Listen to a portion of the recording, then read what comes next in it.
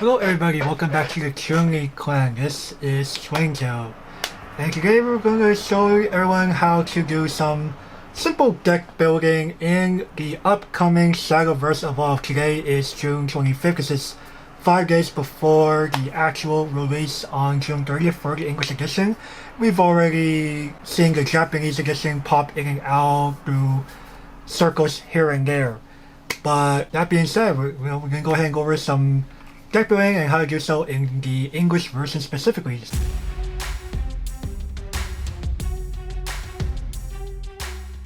So, as we see, we are here on a deck log, and we're going to go ahead and click on Shadowverse Evolve the English edition, and go to deck creation, and we're going to choose construction rules. Construction rules, which is simply, this just simply means the official tournament format. So, in Shadowverse Evolve, you have 6 classes to start with. We have Forestcraft, we have Swordcraft, we have Runecraft, we have Dragoncraft, we have Havencraft, and we have the Evolve exclusive hybrid between the original games Bloodcraft and Shadowcraft, Abysscraft. So that will be instead, we're going to go ahead and pick construction rules. We're going to see that we have the 6 different classes that will be debuting on the game's release. So we can go ahead and pick something fairly simple. We'll go with a Swordcraft deck here. So the thing with, well, first when you start building a deck, on deck when you pick your leader, we'll pick the default Erica, who represents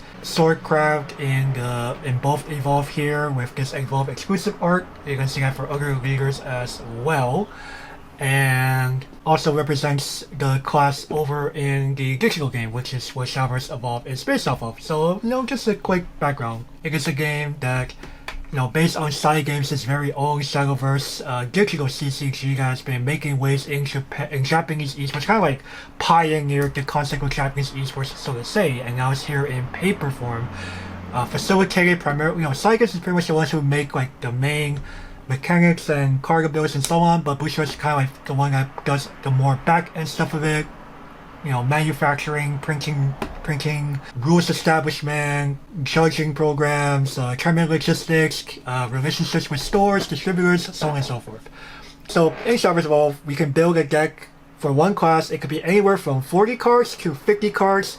In general, we prefer to stick with the minimum 40 to increase our chances to draw the stuff we need at the time we need it. And on top of this 40 to 50 main deck limit, we also have an Evolve deck that could be anywhere from 0 to 10 cards. We most likely want all 10, just so that we can, if we ever have to, run through our Evolve options. So that's a big difference between Shadowverse Evolve and the digital game, is that only specific followers with the Evolve ability and corresponding Evolve cards can, evolve. So that said, we're going to go ahead and talk about some core deck building tips here. So in general, you want to make sure that in most decks, you want to have a relatively small curve. You don't want to have to, unless you're a specialist, like say Dragoncraft that's able to ramp to all high hell, you usually don't want your curve to be too heavily weighted towards the higher end of 6 and higher. You usually want to be more closer to 5 and under, so that each and every turn you're able to make some sort of relevant plays, whether it be on your own turn or with Shadowverse Evolve's exclusive quick system to do things on the opponent's turn and holding play points up before they refresh on your following turn. So that will be said, we're going to go ahead and talk about, we're just going to kind of like apply that in principle. On top of that, we also want to think about what is our deck aiming to do in terms of the 5 main types of strategies. Are we looking to combo out? Are we trying to use turns to effectively build a catapult and hurl ourselves to the finish line? Are we aggro? Are we just going to simply sprint and keep as fast of a pace as possible, hopefully get to the finish line before we tire out? Bunga bunga. Are we more mid-range? Do we just try to outpace aggro but also be too fast for control to keep up with us? It could be that kind of strategy. Are we tempo? We're just simply looking to trip any opponent who tries to go ahead of us. We just try to stay ahead of our opponent and try to make sure that we are always ahead by 1 or more steps. Or are we control? By preventing people from playing a game effectively, We win by default. so once we got that settled down, we then pick our class or strategy if that class can satisfy it, or other way around, you pick a strategy and then you pick the class that satisfies it, and we'll go from there. So one of the most simplest decks that I want to show as an example would be an aggro leaning on mid-range swordcraft deck. So here we are on deck log. We're gonna start with Erica. We're under construction rules swordcraft. You know, we can build with only swordcraft and neutral cards as per the game rules. So let's go ahead and kind of like, as we see, everything should be organized by on the main deck from play cost. So we start with our 1s and we just go all the way down. We start seeing 2s, 3s, 4s, all the way up to 10s. So let's go ahead and think about how we want to go about it. So a very key card in the aggro strategy for swordcraft aggro is Royal Banner. So it is a card that says fanfare, so when it's placed from your hand onto the board, every swordcraft follower on the field gets +1 attack and +1 defense. Very, very handy. And whenever you play a swordcraft follower from anywhere, it will get +1/+1. So I think we will definitely play max copies of that to just really take advantage of what's going wide. So speaking of going wide, we definitely want things like token generators. So a good token generator in the earlier set would be Oathless Knight. He just summons a Knight token, which as we see there is a swordcraft 1 cost follower with 1 attack and 1 defense. So we'll go ahead and max him out. And as we see, he also has an Evolve, which might be a little handy, but we'll go over the Evolves when we go finish up our main deck, so to say. We also want, again, we'll go over this with the Evolve deck. Foil Fence is also another token generator, to allow us to go wide very easily. From there, we probably want to just adding a bunch of low-costed cards to just help us swarm the board really, really quick. So a very good one is definitely Quick Blitter for some easy damage along with an Evolve option that we'll go over. Again, we'll kind of go over that in the Evolve section of the deck building process. Then we probably also want easy, Ninja Training, a 2/2 vanilla just really allows us to get on the board early. And we'll also be in StarCraft. From there, we probably also want, I would make the argument we might want to have Veteran Lancer just kind of be a thick war to just kind of allow us to, again, to still pretty easy swarm while giving us easy access to, not die. Knowledge Troop is a very nice way to keep the aggro up. She's a 3-drop, 3/3 storm, meaning haste, or just being able to attack on the same turn that we play her. Fence is not a bad card if we swarm quickly enough. We'll just kind of like add 1 or 2 copies for now. Sea Queen Otohime could be a potential add just because she's able to make tokens. We play her, she's a 4-drop, it gives us 4 and 6 defense across two things, but she's also a little costly, so maybe we won't consider her just yet. Aurelia is definitely a very nice card that comes out in the first advent of Genesis set. Rush being able to attack forwards on the turn that she's played. A Sail, that should be the one that allows her to attack any forward, even if it's not in the act position, which is rest in other Bushiroad card games. And Ward means she's able to fend off attacks more easily, and along with the fanfare of selecting an enemy leader if they have 3 or more cards. If they control 3 or more cards, this gives her 2/2 and Aura, which means that she becomes invulnerable to targeted spells and effects. So I think she's definitely really nice to have. Alviga's command is also very nice because this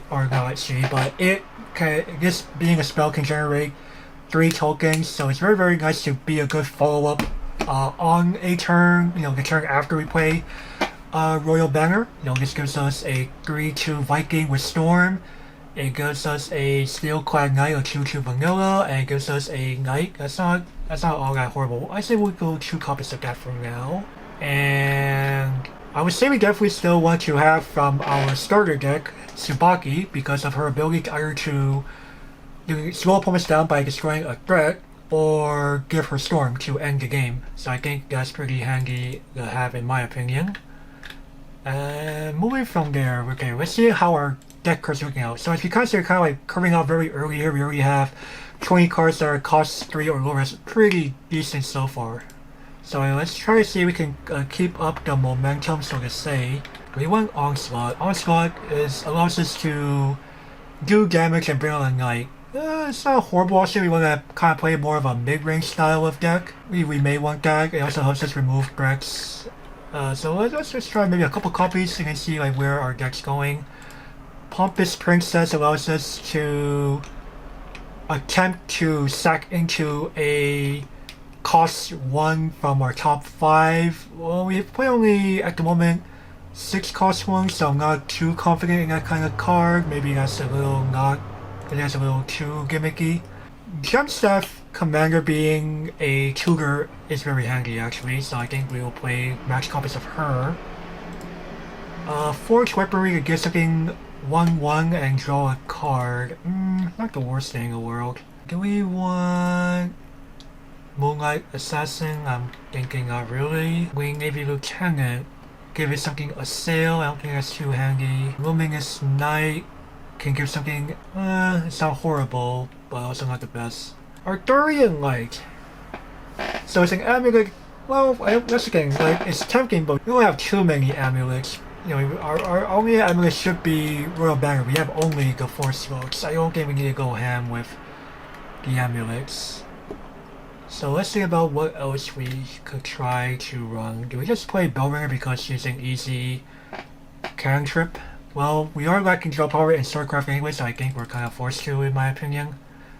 And I think from there we're going to be pretty good. We have ourselves a pretty high low cost curve, which is what we want in an aggro deck that leans towards mid-range. I think we can add one more of another card. Let's add either maybe one more Fencer. Do we want one more Fencer, or do we want one more Elriga's Command? Let's go with Elriga's Command because of the fact that that card lets us go pretty wide. That will really help with our Royal Banner. Okay, so now we are done with our main deck. I think a solid 50 makes perfect sense for an aggro deck like this.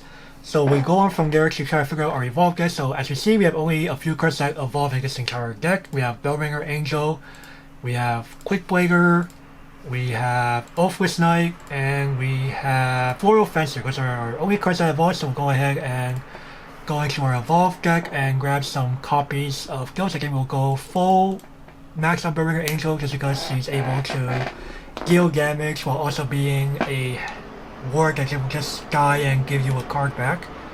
I think we'll go with, let's say, just 2 copies of Quickblader. He's just big with Storm. I think we should max out Floral Fencer to just have access to all the tokens. And oh yeah, Oathwist Knight. Oathwist Knight, if I could even find, here he is.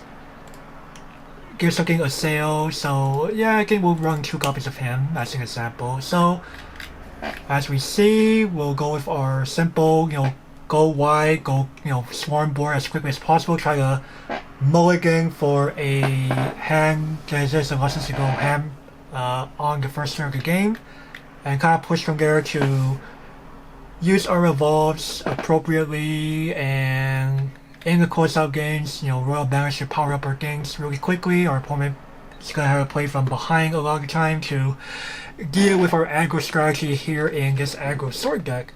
So I think with that, it's going to be a pretty good example of what we can do in the deck for sure. It's a very good, simple strategy, but I think it tries to point well of, again, the principles of having a curve such that we are able to play cards every turn as possible. The game doesn't take too long to end. I think most games are in the especially like a turn 7, a turn 8 game if if aggro is not high roll or something.